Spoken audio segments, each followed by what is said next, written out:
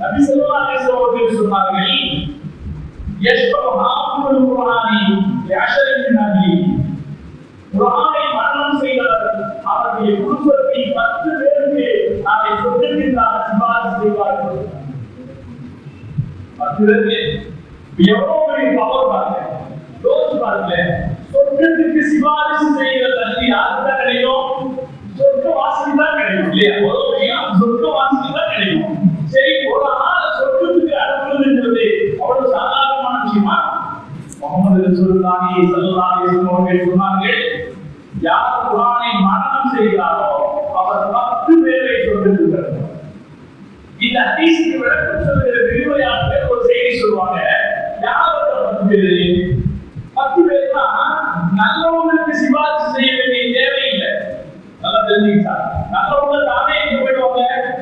சொர்க்கத்துக்கு போயிடுவாங்க. சிபாரிசு யாருக்கு செய்யணும்?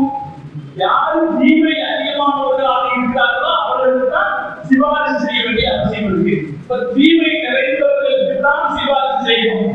அந்த தீமை நிறைந்த 10 பேர் தான் யாருக்கு என்பதை விளக்குவது அறிஞர்கள் சொல்லுவாங்க. ஒரு பொண்ணு குர்ஆன் எழுதுவான், குர்ஆன் ஓத ஆரம்பிக்கும் போது அதை எதிர்கொள்கிற மக்கள் 2 வகையாக இருப்பாங்க. ஒரு சாரா சொல்லுவாங்க, ஏமா நீ அழிவதாக போற, அழிவ கவனமா இல்லை, இதெல்லாம் அப்புறம் பார்த்துக்கலாம், ஏதோ கொஞ்சம் ஓடுதான் போதும், ஒழுங்கிட்டு ஓடுறாங்க தெரிஞ்சா போதும், இது மேல இவ்வளவு ஓடுற என்று சொல்லுவர்களாக இருப்பாங்க இல்லையா? அப்படிப்பட்டவர்கள் இருப்பாங்க. இன்னொரு சாரா சொல்லுவாங்க, மாஷா அல்லாஹ் நீ குர்ஆன் ஓதுறியாமா, குர்ஆன் ஓதுறியா, 4 நிமிஷம் மனப்பாடம் பண்ணிட்டியா, 10 நிமிஷம் மனப்பாடம் பண்ணிட்டியா, இந்த மாதிரி வாய்ப்பு யாருக்கு கிடைக்கும்? உனக்கு கிடைச்சிருக்கு, நீ நல்லா போது, கவனமா போது என்று பாராட்டியிருப்பாங்க இல்லையா? ஒரு மாணவர் அல்லது மாணவி குர்ஆனை ஓத வருகிற போது அவரை எதிர்கொள்கிற மக்கள் இப்படி 2 வகையாக இருப்பாங்க. இதுல 2வது வகையை சார்ந்த 10 பேர் யார் அந்த குழந்தை குர்ஆன் ஓதுகிற போது வரவேற்பு வாழ்த்து சொன்னார்களோ அந்த 10 பேர்களுக்கு அவர் பரிசு, அந்த மாணவர் அந்த ஆப்பு பரிந்துரைவார் என்று ஹதீஸ்களை விரிவுரையாளர்கள் விளக்குவாங்க. இந்த உலகத்துல குர்ஆனை சிறப்பா போதுனா, மனமா சிறப்பா போதுனா, அது எவ்வளவு பெரிய மகிழ்ச்சியுடைய விஷயம் தெரியுமா? குர்ஆனை சிறப்பா போதுனா அது எவ்வளவு பெரிய மகிழ்ச்சியுடைய விஷயம். நம்ம ஒவ்வொருத்தரும் இன்ஷா அல்லாஹ் மனசுல ஒரு அசைவு, நான் குர்ஆனை சிறப்பா ஓதுவேன், எந்த சூறாவை ஓத தெரியுமோ அதை சிறப்பா ஓதுவேன். அப்படி ஓதினால் அது நன்மை என்ன தெரியுமா? சகோதரர்களே, நான் பல கூட்டங்களில் சொல்லுகிற ஒரு செய்தி உங்களோடு பகிர்ந்து கொள்கிறேன். இஸ்லாமிய வரலாற்றில் சாலிம் மௌலா அபி ஹுரைரா என்ற ஒரு சஹாபி இருக்கிறார். பொதுவா 7 பேரு உமர் இப்னு கத்தாப், இஸ்லாமிய பேர்கள் எப்படி சொல்லப்படுற கத்தாபின் மகன் உமர், உஸ்மான் இப்னு அஃபான், அஃபானின் மகன் உஸ்மான், இப்படிதான் இருக்கும். இவர் பேரு சாலிம்.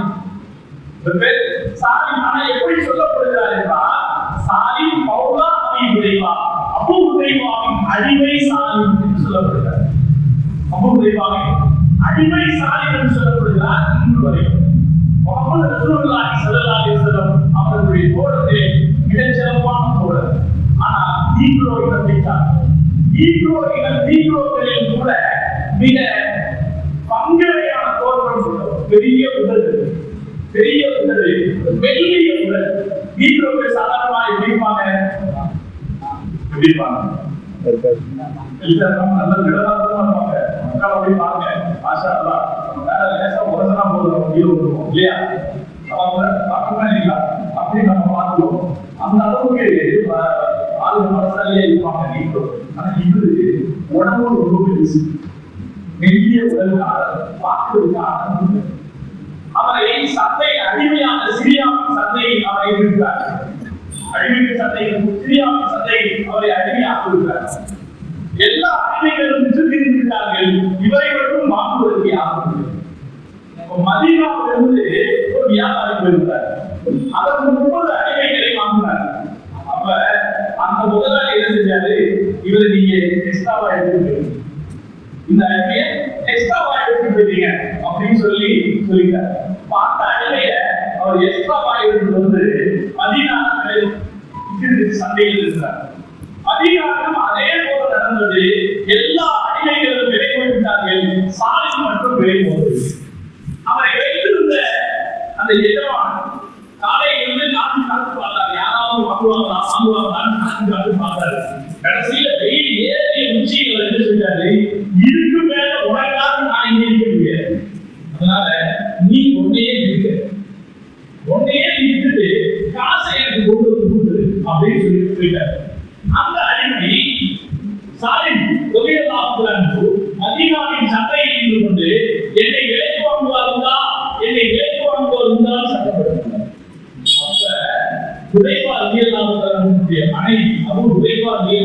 மனைவி பரிதாபம் கொண்டு அவர் விலைக்கு வாங்கி தன்னுடைய கணவருக்கு அன்பளிப்பாக கொடுத்தார். அன்பளிப்பாக கொடுத்தார். அடிமையாக அவரை ஏற்றுக் கொள்ள விரும்பாமல் தன்னுடைய வளர்ப்பு மகனை போலவே அவரை ஏற்றுக் கொண்டார். இந்த ரெண்டு பேரும் என்ன செஞ்சாங்கன்னா குர்ஆனை ஓதுவதை ஆழ்ந்து ஈடுபட்டார். சாலிமுடைய லாபத்தில் ஈடுபட்டாரு, அபுடைய ஈடுபட்டாரு. சாலிமுடைய லாபத்தில் வினைச்சிறப்பாக குர்ஆனை ஓதுவதாக அவருடைய வாயிலிருந்து குர்ஆன் ஓதப்படுகிற போது அதை கேட்பதற்காக எல்லோரும் திரண்டு நின்று விடுவார். அப்படியே ஒரு சமயம் ஆயிஷா ரலியல்லாஹு அன்ஹா அவங்க பெருமானார் ஸல்லல்லாஹு அலைஹி வஸல்லம் அவர்களை சந்திக்க வர வேண்டிய நேரத்துல கொஞ்சம் லேட்டா வந்தாங்க. ரசூல் ஸல்லல்லாஹு அலைஹி வஸல்லம் கேட்டாங்க, ஏன் லேட்டா வரீங்க? ஆயிஷா சொன்னாங்க, அல்லாஹ்வின் தூதரே, நான் வந்துட்டு இருந்த பார்க்க வேகமா வந்துட்டு இருந்தேன். நான் வர்ற வழியில கொஞ்சம் குர்ஆன் ஓதிட்டு இருந்தாரு. அதை என்னை அப்படியே நிறுத்திடுச்சு. அதை என்னை நிறுத்த வைக்கிவிட்டது. நான் அந்த குர்ஆனை கேட்டுக் கொண்டிருந்தேன். அதனால இங்கே வர தாமதமாகி விட்டது. இதை கேட்ட ரசூல் ஸல்லல்லாஹு அலைஹி வஸல்லம் அவர்களுக்கு ஆர்வம். யாரும் அப்படி ஓதுது, நானும் பார்த்தேன் சொல்லி தன் ஆடைகளை எடுத்து போட்டுக் கொண்ட பெருமானார் ஸல்லல்லாஹு அலைஹி வஸல்லம் மஸ்ஜித் நபவிக்குள்ளே வந்தார்கள். சாலிம் ரலியல்லாஹு அன்ஹு அவர்கள் குர்ஆன் ஓதிக்கொண்டு நபி ஸல்லல்லாஹு அலைஹி வஸல்லம் அதை பார்த்தார். அதாவது கேட்டு முடிந்த பிறகு அல்லாஹ் இடத்திலே துஆ செய்தார்கள். அல்ஹம்துலில்லாஹி அல்லதி ஜஅலனி உம்மத்தி இந்த போன்ற ஆட்களை சமூகத்திற்கு தந்த அல்லாஹ்வே லாபம்.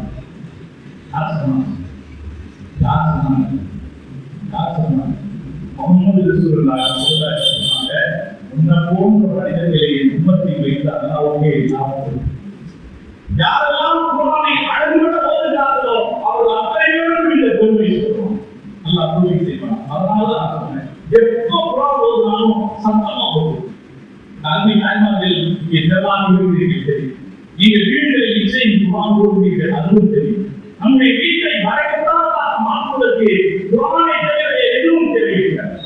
குர்ஆன் சத்தமா ஓதுனா போதும். வீட்டில் மறக்கத்தை ஓதுவது இப்படி செய்தால் ஓடிவிடும். அதனால வீட்டுல குர்ஆன் ஓதணும், சத்தமா ஓதணும், அழகா ஓதணும். இன்னைக்கெல்லாம் அழகா ஓதுறது கஷ்டம் இல்லை. ஏன்னா நம்ம எல்லாத்தையும் ஓடுது. என்னென்ன எதையோ எதை பார்க்கிறோம், ஓத பார்க்கிறோம். இதுல குர்ஆன் அழகா ஓதுற ஒரு தடவை நம்ம பார்த்து சொல்றது இல்லை, அதுவே திருப்பி திருப்பி வரணும் இல்லையா? அதை நாம காதுக்குள்ள ஹெட்போன் வச்சுட்டோம், அதை கவனமா கேட்டுட்டோம்னா நாமளும் என்ன செய்ய முடியும்? அழகா ஓதாம நீங்க அழகா ஓதுது, விராட்டம் ஓதுது, கஷ்டம் இல்லாத விஷயம். பல இடங்களில் கல்லூரிகளில் இந்த வழக்கத்தை கடைபிடிக்கிறார். நல்ல ஆபத்துகளை குர்ஆன் எடுத்து நாம நம்முடைய பிள்ளைகளுக்கு ஒழுக்கத்தை கற்றுத் தருவதற்கு மதரசாக்களை நம்புவதற்கு வேறு வழி இல்லை என்பதுதான் நன்மை சொல்வதற்கு. நீங்க தாய் நோக்கத்துக்கு கற்றுத்தரணும் அப்படின்னு சொல்லி கொடுத்த இடம் இன்றைக்கு மதரசா மட்டுமாகத்தான் இருக்கு. நீ பெரியவர்களை மதிக்கணும் என்று சொல்லிக் கொடுக்கிற இடம் மதரசா மட்டுமாகத்தான் இருக்கு. ஏன் அல்லாஹ் மதிக்கணும், அல்லாஹ்வுடைய தூதரை மதிக்கணும் என்று சொல்லிக் கொடுத்ததுக்கான இடம் இருக்கு. மதரசா மட்டும்தான் இருக்கு. சகோதரர்களே, நம்முடைய பிள்ளைகளுக்கு நாம் எப்பொழுதும் பெரிய கொடையை தருவதை விட ஒழுக்கத்தை கற்றுக்கொள்வதுதான் பெரிய கொடை என்று நம்முடைய ஒழுக்கம் மிக பிரதானமானது. அதில் உமரதியல்லாஹு அவர்கள் சொல்வார்கள், நீங்கள் கல்வி பெறுவதற்கு முன்னால் ஒழுங்கப்படுத்திக் கொள்ளுங்கள். கல்வி பெறுவதற்கு முன்னால் ஒழுங்கப்படுத்திக் கொள்ளுங்கள். அதில் சுஃபியான் சௌரி ரஹ்மத்துல்லாஹி சொல்வார்கள், 30 வருஷம் நான் ஒழுங்கப்படுத்தேன். 15 வருஷம் 10 வருஷம் நான் கல்வியை படிச்சு நம்ம மாற்றத்தை பொறுத்த வரைக்கும் ரொட்டிக்கு எந்த அளவுக்கு மாவு தேவையோ அந்த அளவுக்கு கொழுப்பு தேவை. ரொட்டிக்கு எந்த அளவுக்கு மாவு தேவையோ அந்த அளவுக்கு கொழுப்பு தேவை. உப்பு எந்த அளவுக்கு போடணுமோ அந்த அளவுக்கு கல்வி இருந்தாலும் அளவுக்கு கல்வி இருந்தா போதும். நம்ம அளவுக்கு கொழுப்பு என்று சொல்லுவாங்க. சொல்வார்கள், நீங்கள் மக்களுக்கு சட்டம் சொல்லிக் கொடுப்பீங்க. நம்முடைய முன்னாள் வாழ்ந்து சென்ற பெருமக்களுடைய நிகாயத்தை சொல்லுங்கள். காரணம் அதில் நான் ஒழுக்க வாழ்க்கை இருக்கிறது. முன்னோர்களுடைய வாழ்க்கையை படிச்சா அதற்கு இல்லையா, அது அதற்கு தெரியும். சாவரிகளா தந்தை அவங்க சொல்லுவாங்க, இந்த ஆரம்பிக்காட்டிய மதசார பாடம் அது எப்படி இருக்குன்னா, பழைய காலத்துல இந்த காலத்துல மாறி மேல இப்படி ஸ்ட்ரைட்டாக எழுதிப்பாங்கன்னா அந்த அடிப்படை செய்தி எழுதிப்பாங்க. அதுக்கான தீர்வு, அதுக்கான வேலைகளை எப்படி எழுதிப்பாங்கன்னா அப்படி போனா அது மேல எழுதிப்பாங்க. ஸ்ட்ரைட் லைன்ல திருக்குறள் மாதிரி திருக்குறள் ஸ்ட்ரைட்டா எழுதப்படுதுன்னா அந்த விளக்கம் பார்த்தீங்களா, அந்த விளக்கத்தை அது மேல எழுதிப்பாங்க. நாம படிக்கும் போது என்ன பண்ணுவோம், படிச்சுட்டு இந்த விளக்கம் படிக்கிறதுதான் படிக்கிறோம். சாவரிகள் சொல்கிறார்கள், நான் விளக்கம் பார்ப்பதற்காக கிதாபை திரும்ப மாட்டேன், நான் திரும்பிட்டேன். நம்முடைய முன்னோர்களுடைய வரலாறு படிக்கிற போது அது என்ன நமக்கு சொல்லிக் கொடுப்போம், அதெல்லாம் என்னன்னு சொல்லிக் கொடுப்போம். அதெல்லாம் என்ன சொல்லிக் கொடுப்போம். சாவரிகள் அதை சொல்கிறார்கள், நான் குர்ஆனுக்கு மேல் ஹதீஸ் கிதாப் வைக்க மாட்டேன், ஹதீஸ் கிதாபுக்கு மேல் இன்ஜீல் கிதாப் சட்டம் வைக்க மாட்டேன். இந்த தலைமுறை எல்லாம் நம்மளுக்கு கொஞ்ச நாளுக்கு முன்னாடி இருக்குதான் இருக்கு. குர்ஆனை எப்படி படிப்போம், குர்ஆனை எப்படி பிள்ளைங்க எப்படி இருப்பாங்க, நீ எப்படி இருக்கிறான் இப்பதான் ஒரு கல்விக்கு தான் போவான். வீட்டில் உட்காரலாம், நீ பள்ளிவாசல் வந்து இப்பதான் அவருக்காக நீ வரா அதை வந்து பக்கத்தில் பழகிருக்காரு. சில பள்ளிகளை பார்த்தா ரொம்ப சங்கமா பள்ளிவாசல் உட்கார்ந்து இப்பதான் அவருக்கு காந்தி இருக்காரு. நம்முடைய முன்னோர்கள் எப்படி வாழ்ந்திருக்கிறார்கள் என்றால் காபாவை பார்ப்பதாக இருந்தால் கூட ஒவ்வொருவரும் பார்ப்பேன் என்று வாழ்ந்திருக்கிறார்கள். காபாவை பார்ப்பதா இருந்தாலே ஒவ்வொருவரும் காபாவை பார்ப்பேன் என்று வாழ்ந்திருக்கிறார். நம்முடைய அல்லாஹ் இமாம் அபூ ஹனீஃபா ரஹ்மத்துல்லாஹி சொல்வார்கள், நீங்க முன்னோர்களுடைய வாழ்க்கை வரலாறுகளை சொல்லிக் கொடுங்க, அதுக்கப்புறம் சட்டம் சொல்லிக் கொடுங்க. அதனாலே ஹதம் என்பது மிக பிரதானம். நம்ம பெற்று மதரசால கொண்டு வந்து சேர்க்கும் போதே அதனை பிரதானமாக வைத்துதான் சேர்க்கிறோம். இல்லையா, நம்ம அதுதான் பொதுவும் செய்வோம், அதனை பிரதானமாக வைத்துதான் சேர்க்கிறோம். நாம புரிந்து கொள்ள வேண்டியது, இன்றைய காலகட்டத்தில் நம்முடைய பெண் குழந்தைகளை மார்க்க ஒழுக்கத்தின் அடிப்படையில் மாற்றெடுப்பதற்கு ஒரே வழி மதரசாவை பெறுகிறீர்கள். நம்முடைய வீடுகள் ஒழுக்கம் சொல்லிக் கொடுக்கிற நிலையிலே ஒழுக்கம் என்ன சொல்லிக் கொடுக்கிறது, அடிப்படையில் லா இலாஹ இல்லல்லாஹ் சொல்லிக் கொடுக்கிற நிலையில் கூட நம்ம வீடு இல்லை. மதரசால மக்கள் மதரசால குழந்தைகள் சேர்ப்போம், ஒரு வருஷத்துடைய குழந்தைகள் சேர்ப்போம். குழந்தைகள் எல்லாம் செய்யும் போது நான் என்ன செய்வேன், அந்த புதுசா சேர்ந்த குழந்தைகளை எல்லாம் தனியா நிறுத்திட்டு அந்த குழந்தைகிட்ட களிமா சொல்றது கேட்பேன். நீங்க என்ன நினைக்கிறீங்க, 40 குழந்தைங்க வந்தா 10 குழந்தைங்க களிமா சொல்றது, 30 குழந்தைங்களுக்கு களிமா சொல்ல தெரியல.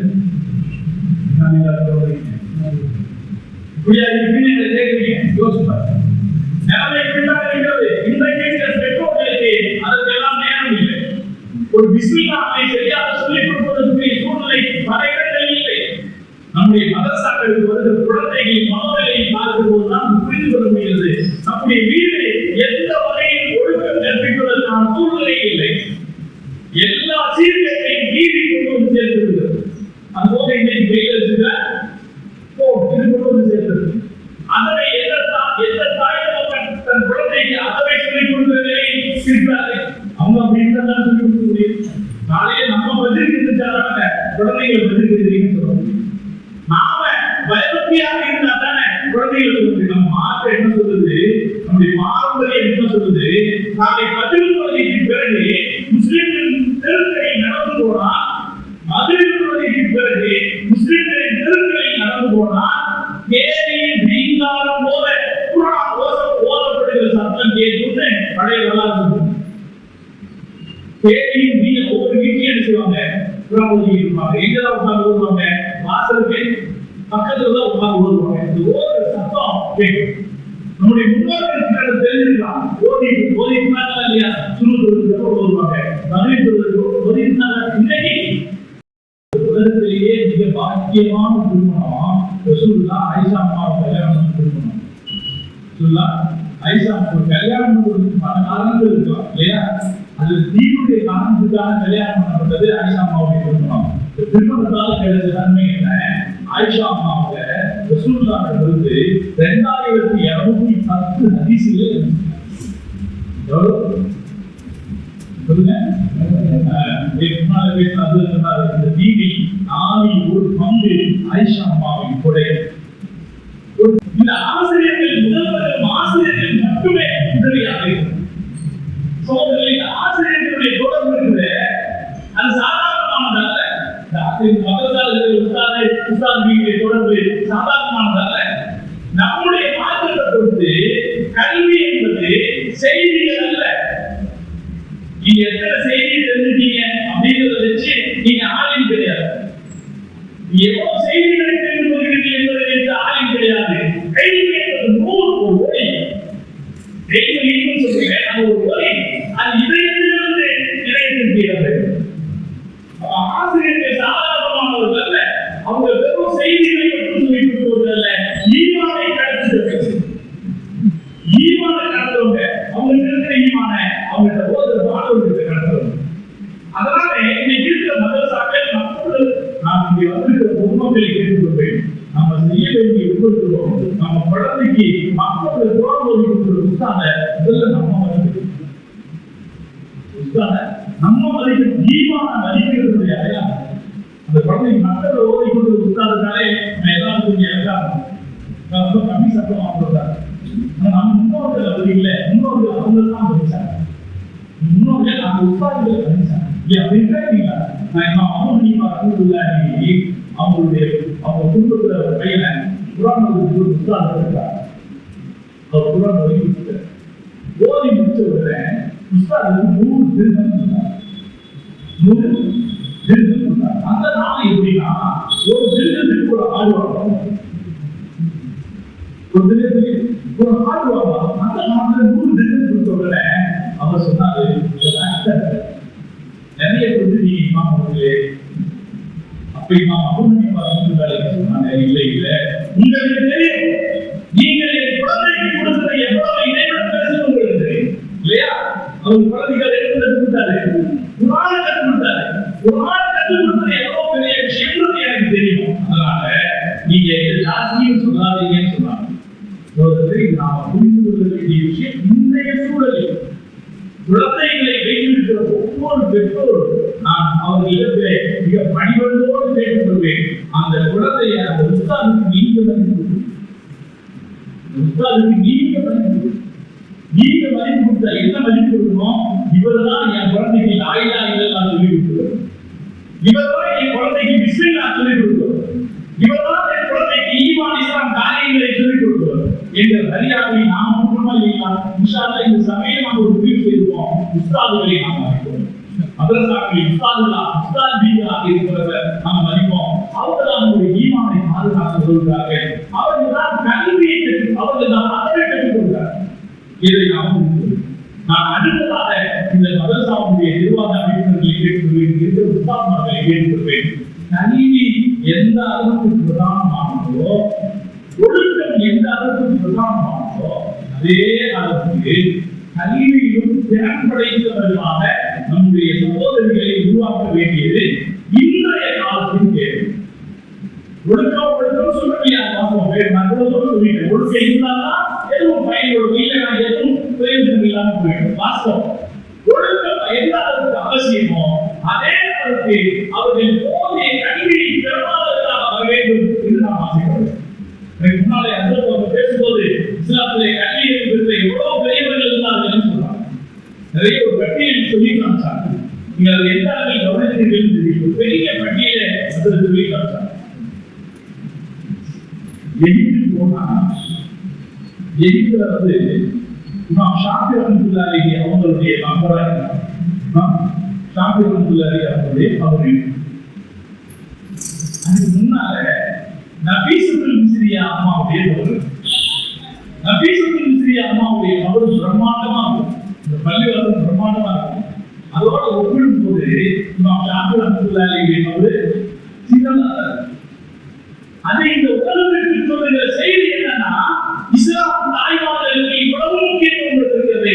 அவர்கள் கல்வி மேலோங்கலாம். இமாம் ஷாஃபியுடைய ஆசிரியர் கட்டிட்டார். இமாம் ஷாஃபியுடைய ஆசிரியர் கட்டிட்டார். 3 மதத்துடைய இமாம்கள் இருக்காங்க இல்லையா? இமாம் அபூ ஹனீஃபா, இமாம் ஷாஃபி, இமாம் மாலிக். இந்த 4 இமாம்கள்ல இமாம் அபூ ஹனீஃபாவை தவிர மற்ற 3 இமாம்களுக்கும் பெண்கள் ஆசிரியர்களாக இருக்கிறார். இமாம் மாலிக் சயீத் இப்னு முஸையப் ரஹ்மத்துல்லாஹி அலைஹி அவர்களுடைய மகன் ஆசிரியராக இருக்கிறார்.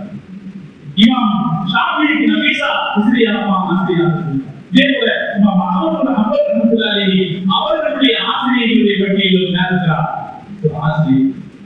நம்ம மார்க்கம் பெண்களை கல்வி பெறுவதில் உச்ச நிலைக்கு கொண்டு வந்து அதனால் பலரையும் பார்க்கிறோம்.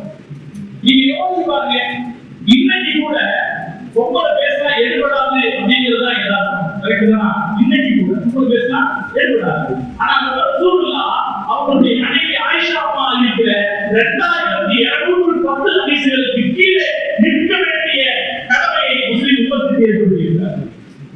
இல்லையா? ஆயிஷா அம்மா சொன்னா அது பல விஷயங்களை சொல்லி காட்டார். ஆயிஷா அம்மா சொன்னாங்க, இந்த நேரத்துல உமர் ரலியல்லாஹு அன்ஹுடைய கருத்துக்கு மாற்றமா வந்துட்டாங்க. உமர் ரலியல்லாஹு அன்ஹுடைய கருத்துக்கு மாற்றமா வந்துட்டாங்க. ஹதீஸ்ல அதிகமா அறிவிச்சது யாரு? அபூ ஹுரைரா ரலியல்லாஹு அன்ஹு. அபூ ஹுரைரா ரலியல்லாஹு அன்ஹு அவர் ஹதீஸ்ல அதிகமா அறிவிச்சது. அது அடுத்த ஹதீஸ்ல அறிவிச்சவங்க ஆயிஷா அம்மா தான்.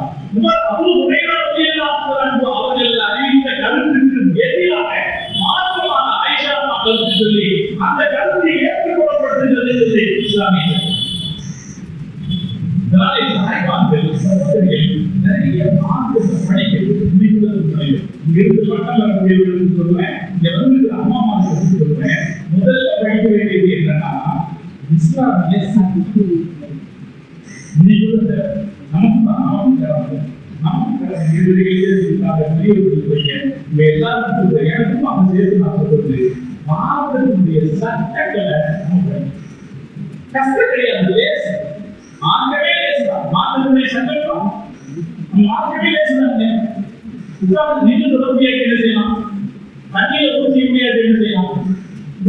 எல்லாத்தையும் மார்க்க லேசத்தான் சொல்லியிருக்கு. கஷ்டமே சொல்ல மார்க்கமும் லேசுதான். மார்க்கத்தினுடைய சட்டங்களும் நம்ம என்ன செய்யுங்க? சட்டம் படிக்கணும். சட்டம் படிச்சாதான் இஸ்லாம் தெரிஞ்சுக்கணும்னு அர்த்தம். இஸ்லாம்னால என்ன அர்த்தம்? ஈமான் இருக்கா இல்லையா? ஈமான்னா என்ன அர்த்தம்? நம்பிக்கை. அல்லாஹ் ஒருத்தர் இருக்கிறான், மலன்மார்கள் இருக்கிறாங்க, வேதங்கள் இருக்குது, அபிமான்கள் இருக்கிறாங்க இல்லையா? மசால் இருக்குது, சொற்கராக இருக்குது, கேள்வி கணக்கு இருக்குது, நம்பிக்கைக்கு பேர் ஈமான். இஸ்லாம்னா என்ன? இஸ்லாம்னா சட்டம். இஸ்லாம் ஷரியத் சொல்றோமா இல்லையா? இஸ்லாமிய ஷரியத் சொல்றோமா இல்லையா? இஸ்லாம் சட்டம். என்ன சட்டம்? ஒவ்வொரு எப்படி செய்யுது, எப்படி கொடுக்கிறது, எப்படி நிக்காஹ் செய்வது, எப்படி வியாபாரம் செய்வது, ஒரு சட்ட சச்சரவுனா எப்படி தீர்வு கண்டுகிறது, சொத்துக்களை எப்படி பிரிச்சுக்கிறது அப்படின்னு சட்டம் சொல்லி கொடுத்தா அதுக்கு பேர் என்ன? இஸ்லாமிய ஷரியத் சொல்றோமா இல்லையா? இஸ்லாமிய ஷரியத் சொன்னாலே சட்டத்துக்கு பெரியவங்க இருக்கிறீங்க. நம்மளுக்கு சொல்றேன், இந்த சட்டம் நம்ம நிறைய பேர் பொது செய்வோம். தனித்தனியா சட்டம் கேட்டா தெரியாது. சொல்லுறோம் தனித்தனி சட்டம் கேட்டா நான் என்ன செய்யறது? இமைமலை ஏற்பது விஷயமா இமைமலை ஏற்பது விஷயமா பொறுமையுடைய பகுதியில் ஒரு 5 நிமிஷம் உட்கார்ந்து படிச்சீங்கன்னா எல்லாத்தையும் நான் கேட்கிறேன். நடைபெற்று சட்ட களஞ்சியம் அப்படின்னு புத்தகம் சாமியின் சட்ட களஞ்சியமானது மகாணிக்கு மாதிரி சில சாமியின் சட்டங்கள் இல்லை. பழைய கைமா கிதாபுகள் இருந்துச்சே இல்லையா? வாங்கி வச்சு சும்மா இருக்கிற கொஞ்சம் எடுத்துபடி இந்த கல்வாணி தாக்குதலையே நம் வாழ்க்கைக்கு தேவையான எல்லா சட்டமும் பொதுவில் ஆரம்பிச்சு வாக்கு வரைக்கும் என்னெல்லாம் தேவையான சட்டம் சட்டம் படிக்கிறதுக்காக இஸ்லாத்தை படிக்கிறது சட்ட அறிவு அப்படிங்கிறதுல நாம் ரொம்ப பின்னங்கி இது பெண்களுக்கு மதரசாவில் நடக்கிற நிகழ்ச்சி என்றாலும் நான் மதரசாக்காரர்கள் அவங்க அறிவாளிகளாக இன்டலெக்சுவலாக நம்முடைய சகோதரிகளை உருவாக்குவதை நாம் இன்னும் கொஞ்சம் ஒழுங்கு அவசியம். ஒழுங்கம் தரப்பட வேண்டிய அதே நேரத்தில் அந்த நேரத்துக்கு எவ்வளவு தூரம் அவர்களை அறிவாளிகளாக ஆக்கிவிட முடியுமோ அவ்வளவு தூரம் அறிவாளிகளாக ஆக்கிவிட. நம்முடைய மாற்றத்திற்கு நீண்ட பாரம்பரியம் பெண்களில் மிகச்சிறந்த அறிவாளிகளுடைய பாரம்பரியம் யாரு இருக்கு? நமக்கு அமரா அப்துல் ரஹ்மான் அப்படின்னு ஒரு அம்மா இருக்காங்க. பெரிய இஸ்லாமிய எகிப்து வர்றாங்க. எகிப்துல அவங்களுக்கு பெரிய வரவேற்பு கிடைக்குது. அவங்க எகிப்து நாட்டில் தங்கியிருக்காங்க. அந்த நேரத்தில் எகிப்துல ஒரு நீதிமன்றத்தில் ஒரு திருட்டு வழக்கு நடக்குது. நீதிபதி திருட்டு வழக்கை விசாரிச்சுட்டு திருட்டுக்கு எழுதுன கையை வெட்டு நீதிபதி கையை வெட்டு தண்டனை கொடுத்தார். இந்த தண்டனை செய்தி அமராவதி அப்துல் ரஹ்மான் அம்மாவுக்கு தெரிய வருது. அந்த அம்மா ஒரு ஆளாவுக்கு சொல்லி இருக்கிறாங்க, நீதிபதியை தீர்ப்பு மாற்ற சொல்லி இந்த தீர்ப்பு பொருந்தாது. சோதரர்களே, தீர்ப்பு பொருந்தாதுன்னு சொன்னா இந்த நீதிபதி என்ன செய்யணும்? என்ன செய்யணும்? ஏன் பொருந்தாதுன்னு கேட்கணும் இல்லையா? வரலாறு ஏன் பொருந்தாதுன்னு கூட கேட்கல. அமராவதி அப்துல் ரஹ்மான் சொல்லிவிட்டார் உடனே ஒரு தீர்ப்பை மாற்றி எழுதினார் என்று வரலாறு. காரணம் அமராவதி அப்படி சகோதரர்களே, இன்னொரு அம்மா இருக்காங்க, பாத்திமா பின் சமர்கந்தியா. இதே பாருங்க, இஸ்லாமிய அனபி மதத்தினுடைய சட்ட நூலில் ரொம்ப பெரிய சட்ட நூல் 10,000 சமாயிரம் சட்டம். அது இதாவது பார்க்கறதா இங்கிருந்து கண்ணை குடிக்கிறது லைப்ரரியில அவ்வளவு அடிப்பாங்க. இங்கிருந்து வரைக்கும் அப்புறம் அவ்வளோ பெரிய சட்ட நூல். அலாவுதீன் காசானி பெரிய சட்ட அறிஞர் இருந்தார். அவரு அவங்க உஸ்தாது அவர் அலாவுதீன் அவங்க உஸ்தாது பேர் அலாவுதீன் சமர்கந்தி. உஸ்தாது பேரு அலாவுதீன் சமர்கந்தி. அலாவுதீன் சமர்கந்தி அப்படின்னு ஒரு சட்ட நூல் எழுதியிருக்காரு. அதை எல்லாருக்கும் ஓதி கொடுத்தார். யாரும் அலாவுதீன் சமர்கந்தி எல்லாருக்கும் ஓதி கொடுத்தார். நிறைய பேர் போடுறாங்க. அவருக்கு இன்னொரு ஸ்பெஷல் இருக்குது. அவருடைய மகள் பாத்திமா ரொம்ப அழகான பாத்திமா அம்மா ரொம்ப அழகான அவங்க இருந்தது உஸ்பெகிஸ்தானுடைய பகுதிகளில் இருந்தாங்க. ரொம்ப அழகான பெண். அரசர்கள் அந்த அம்மாவை பெண் கேட்டார்கள். அரசர்கள் வந்து பெண் கேட்டாங்க. அந்த அம்மா அழகாவும் இருந்தாங்க, அறிவாளியாகவும் இருந்தாங்க. அதனால எல்லா இடத்தையும் ஃபேமஸ். அவங்க பெண் கேட்டாங்க அரசர்கள். அவங்களுக்கு அந்த அம்மாவை கல்யாணம் பண்ணி அலாவுதீன் சிந்தனைகளை மாணவராக வந்து சேர்ந்தார். அலாவுதீன் நாசர் அலாவுதீன் சேர்ந்தார். வந்து சேர்ந்தவர் அவருக்கு கல்வி படித்தார். கல்வி படிச்சவரு அவருடைய ஆசிரியர் எழுதின நூலுக்கு அவர் விரிவுரை எழுதினார். அந்த விரிவுரைக்கு பேர் தான் மதாயிபு சகாய். நான் சொன்னேன் இல்லையா, எவ்வளவு பெருசு. இங்கிருந்து இவருக்கு பார்க்கணும். நீங்க அஞ்சுக்கெல்லாம் போனீங்கன்னா ஒரு அவ்வளவு பெரிய அனபி சட்டம் இருக்குல்ல, அதுதான் ரொம்ப பெருசு. இவ்வளவு பெரிய எழுதினாலே அலாவுதீன் நாசானி. இதுல மகிழ்ச்சி அடைந்து தன்னுடைய மகளை அவருக்கு கல்யாணம் பண்ணிவிட்டார். அலாவுதீன் பாத்திமா.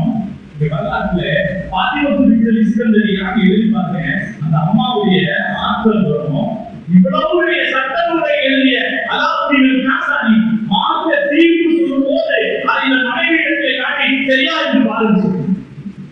பாத்திமா இஸ்கந்தரியா சில நேரங்களில் நீங்கள் எழுதியது இந்த தவறு இருக்கிறது என்று சுட்டி காட்டுவார். அதை அலாவுதீன் நாசானி திருத்திக் கொள்வார்.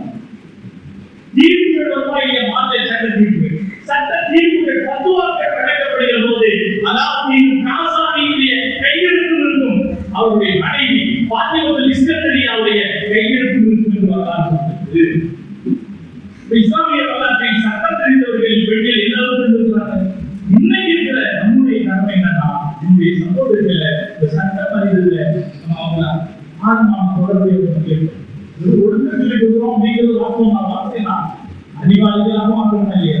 அறிவாளிகளுக்கு நிறைய சட்டங்களை குழப்பத்தை ஏற்படுத்தாங்க. முதல்ல முஸ்லீம்களே குழப்பத்தை ஏற்படுத்தாங்க. இதெல்லாம் வெளியிலிருந்து நிறைய சட்டங்கள்ல குழப்பத்தை ஏற்படுத்தாங்க. கேள்விகள் கேட்கலாம். இன்னைக்கு தாய்மார்களுடைய முதலியா படிக்கக்கூடிய ஆலிமா படிக்கக்கூடிய பெண்களுடைய கடமை என்னதுன்னா இஸ்லாத்துக்காக பேச வேண்டிய பொறுப்பு. உதாரணத்துக்கு இஸ்லாத்துல பெண்கள் அநீதி இழைக்கப்படுகிறது பேசலாம்.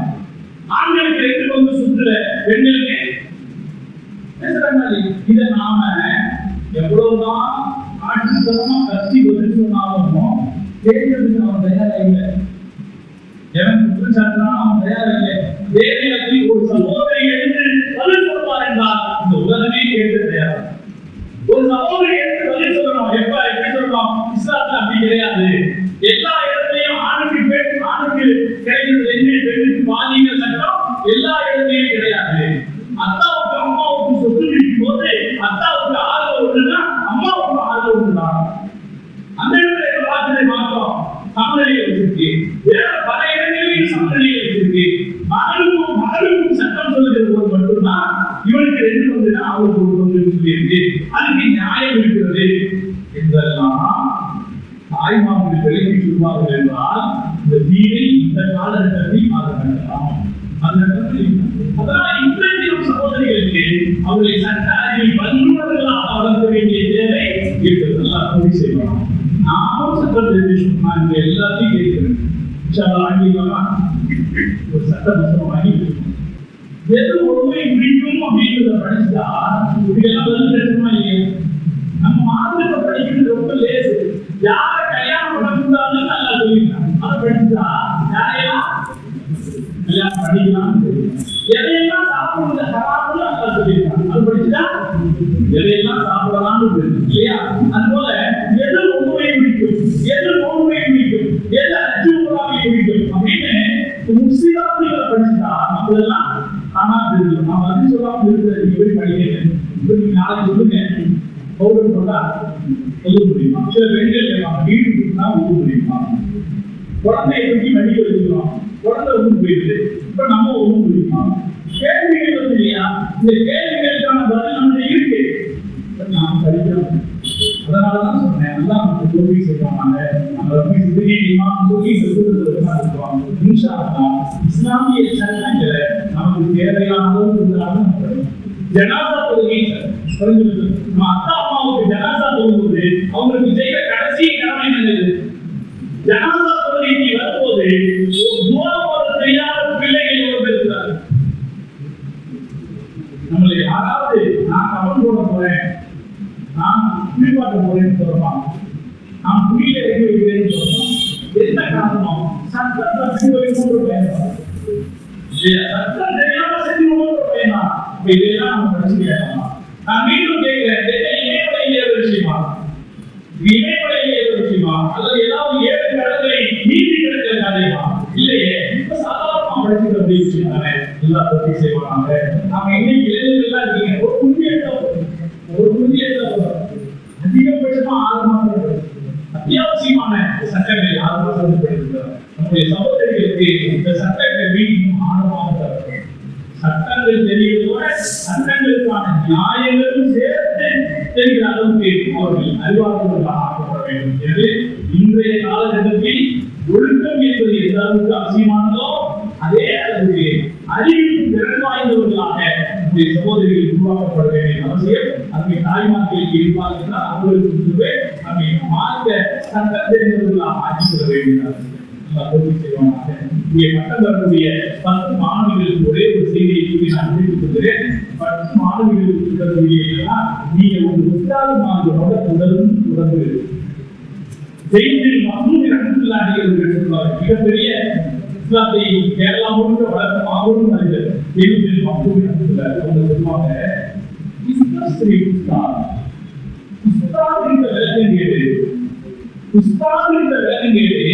நீயா படிச்சத பெருசா நினைச்சுக்காது. ஏன்னா நீயா படிச்சது சில நேரத்துல நீ விளக்கியது எப்படி இருக்கும்? தப்பா நிறைய சொல்றாரு. நீ விளக்கியது தப்பா இருக்கும். அதனால உஸ்தாதுக்கு தொடர்பு சொல்லுவாரு. நான் என் அருமை பட்டம் பெறக்கூடிய சகோதரிகளை சொல்றேன், நீங்கள் உங்க உஸ்தாதுக்கு தொடர்பு தகவல்கள் கேட்டுக்கிட்டே விளக்கங்கள் கேட்டுக்கிட்டே அந்த 10 சகோதரிகளுடைய பெற்றோர்களுக்கு சொல்றேன், நீங்க ஆர்வப்படுத்துங்க, இவங்களை ஆர்வப்படுத்துங்க. தெரியல உஸ்தாதுக்கு கேளுங்க. இன்னைக்கெல்லாம் முதல்ல நான் பசங்களுக்கு எப்படி ஆரம்பிச்சுன்னா கல்யாண முஸ்லிம்களை போடுறது 10 யூஸ் ஆகிற மாதிரி பயனுக்கு வரணும்னா என்ன செய்யணும்? உஸ்தாதோட தொடர்ந்து அப்படியே உஸ்தாத கேட்கறது தயக்கமடைய சூழ்நிலை இருக்கிறார். தொடர்ந்து உஸ்தாதத்தை தொடர்பு இருக்கிற போது நாம் மேலும் ஆய்வாக நாம 3 வருஷம் தான் படிச்சோம். உஸ்தாதோட தொடர்பு தான் 33 வருஷம் படிச்சாங்க. ஏன்னா அவர் 30 வருஷம் சர்வீஸ் இருக்காரு, 30 வருஷம் சர்வீஸ் இருக்காரு இல்லையா? அப்ப நம்முடைய படிப்புடைய அளவு எவ்வளவு? 37 வருஷம் சர்வீஸ் ஆயிடுச்சு. அதனால உஸ்தாதோட தொடர்பு இருப்பது, உஸ்தாதோட தொடர்பு இருப்பது நம்முடைய கல்வியிற்கு மேலும் பலமாகும். இந்த அருமை சகோதரிகள் அவர்கள் இந்த வகையை சமுதாயத்துக்கு பயன்பட வேண்டும் என்று பட்டம் பெறக்கூடிய 10 சகோதரிகள் அவர்கள் அவருடைய குடும்பத்திற்கு கண்டுபிடிச்சியாக அபிவிருத்தி செய்வார்கள். இந்த சமூகத்திற்கு பயனுள்ளவர்களாக அபிவிருத்தி செய்வார்கள்.